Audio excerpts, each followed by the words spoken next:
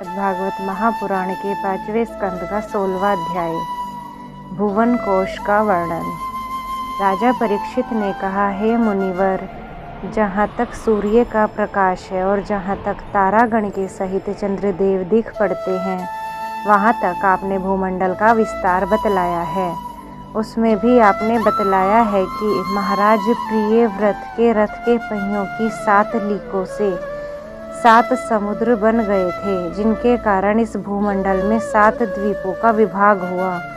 अतः भगवान, अब मैं इन सब का परिमाण और लक्षणों के सहित पूरा विवरण जानना चाहता हूँ, क्योंकि जो मन भगवान के इस गुण में स्थूल विग्रह में लग सकता है, उसी का उनके वासुदेव संज्ञक स्वयं प्रकाश निर्गुण ब्रह्मरूप सूक्ष्म तत्व स्वरूप में भी लगना संभव है। अतः गुरुवर, इस विषय का विशद रूप से वर्णन करने की कृपा कीजिए। श्री सुखदेव जी बोले, हे महाराज, भगवान की माया के गुणों का इतना विस्तार है कि यदि कोई पुरुष देवताओं के समान आयु पाले तो भी मन या वाणी से इसका अंत नहीं पा सकता। इसलिए हम नाम रूप परिमाण और लक्षणों के द्वारा मुख्य मुख्य बातों को लेकर ही इस भूमंडल की विशेषताओं का वर्णन करेंगे। यह जम्बू द्वीप जिसमें हम रहते हैं, भूमंडल रूप कमल के कोश स्थानीय जो 7 द्वीप हैं, उनमें सबसे भीतर का कोश है। इसका विस्तार 1 लाख योजन है और यह कमल पत्र के समान गोलाकार है। इस 9 हजार योजन वाले 9 वर्ष हैं, जो इनकी सीमाओं का विभाग करने वाले 8 पर्वतों से बटे हुए हैं। इनके बीचों बीच इलाव्रत नाम का 10वां वर्ष है, जिसके मध्य में कुल पर्वतों का राजा मेरु पर्वत है। वह मानो भूमंडल रूप कमल की कर्णिका ही है। वह ऊपर से नीचे तक सारा का सारा सोने का है और 1 लाख योजन ऊंचा है। उसका विस्तार शिखर पर 32,000 और तलहटी में 16,000 योजन है, तथा 16,000 योजन ही वह भूमि के भीतर घुसा हुआ है, अर्थात भूमि के बाहर उसकी ऊंचाई 84,000 योजन है। इलाव्रत वर्ष के उत्तर में क्रमशः नील, श्वेत और शंखवान नाम के 3 पर्वत हैं, जो रम्यक, हिरण्मय और कुरु नाम के वर्षों की सीमा बांधते हैं। वे पूर्व से पश्चिम तक खारे पानी के समुद्र तक फैले हुए हैं। उनमें से प्रत्येक की चौड़ाई 2000 योजन है तथा लंबाई में पहले की अपेक्षा पिछला क्रमशः 10 से कुछ अधिक कम है। चौड़ाई और ऊंचाई तो सभी की समान है। इसी प्रकार इलाव्रत के दक्षिण की ओर एक के बाद एक निषद, हेमकूट और हिमालय नाम के 3 पर्वत हैं। नीलादि पर्वतों के समान ये भी पूर्व पश्चिम की ओर फैले हुए हैं और 10-10 हजार योजन ऊंचे हैं। इनसे क्रमशः हरिवर्ष, किमपुरुष और भारतवर्ष की सीमाओं का विभाग होता है। इलाव्रत के पूर्व और पश्चिम की ओर उत्तर में नील पर्वत और दक्षिण में निषद पर्वत तक फैले हुए गंधमादन और माल्यवान नाम के 2 पर्वत हैं।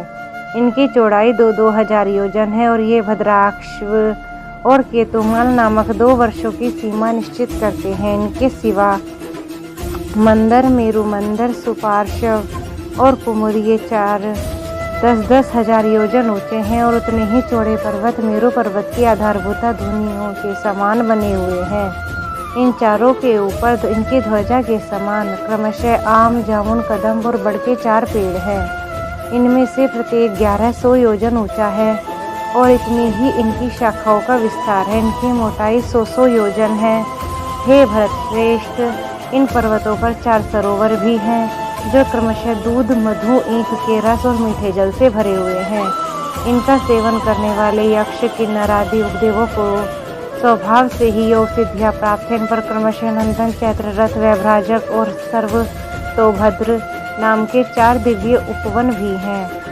इनमें प्रधान प्रधान देवगण उन अनेकों सुर सुंदरियों के नायक बनकर साथ साथ विहार करते हैं। उस समय गंधर्व आदि उपदेवगण इनकी महिमा का बखान किया करते हैं। मंदराचल की गोद में जो 1100 योजन ऊंचा देवताओं का आम्र वृक्ष है, उसे गिरी शिखर के समान बड़े बड़े और अमृत के समान स्वादिष्ट फल गिरते हैं। वे जब फटते हैं तब उनसे बड़ा सुगंधित और मीठा लाल रस बहने लगता है। वही अरुणोदय नदी में परिणत हो जाता है। यह नदी मंदराचल शिखर से गिरकर अपने जल से इलाव्रत वृक्ष के पूर्वी भाग को सींचती है। श्री पार्वती जी की अनुचरी यक्ष पत्नियां भी इस जल का सेवन करती हैं। इससे उनके अंगों से ऐसी सुगंध निकलती है कि उन्हें स्पर्श करके बहने वाली वायु उनके चारों ओर 10-10 योजन तक सारे देश को सुगंध से भर देती है।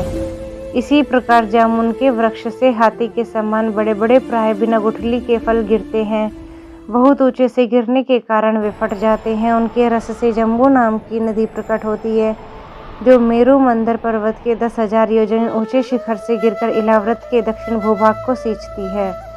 उस नदी के दोनों किनारों की मिट्टी उस रस से भीगकर जब वायु और सूर्य के संयोग से सूख जाती है, तब वही देवलोक को विभूषित करने वाला जाम्बूनद नाम का सोना बन जाती है। इसे देवता और गंधर्व आदि अपनी तरुणी स्त्रियों के सहित मुकुट, कंगन और करधनी आदि आभूषणों के रूप में धारण करते हैं। सुपार्श्व पर्वत पर जो विशाल कदम्ब वृक्ष है, उसके 5 कटोरों से मधु की 5 धाराएं निकलती हैं। उनकी मोटाई 5 फुट से जितनी है। ये सुपार्श्व के शिखर से गिरकर इलाव्रत वृक्ष के पश्चिमी भाग को अपनी सुगंध से सुवासित करती हैं।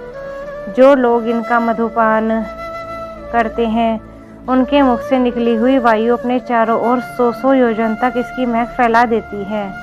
इस प्रकार कुमुद पर्वत पर जो शतवल्श नाम का वट वृक्ष है, उसकी जटाओं से नीचे की ओर बहने वाले अनेक नद निकलते हैं।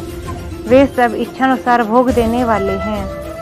उनसे दूध, दही, मधु, घृत, गुड़, अन्न, वस्त्र, शैया, आसन और आभूषण आदि सभी पदार्थ मिल सकते हैं। ये सब कुमुद के शिखर से निकलकर इलाव्रत के उत्तरी भाग को सींचते हैं।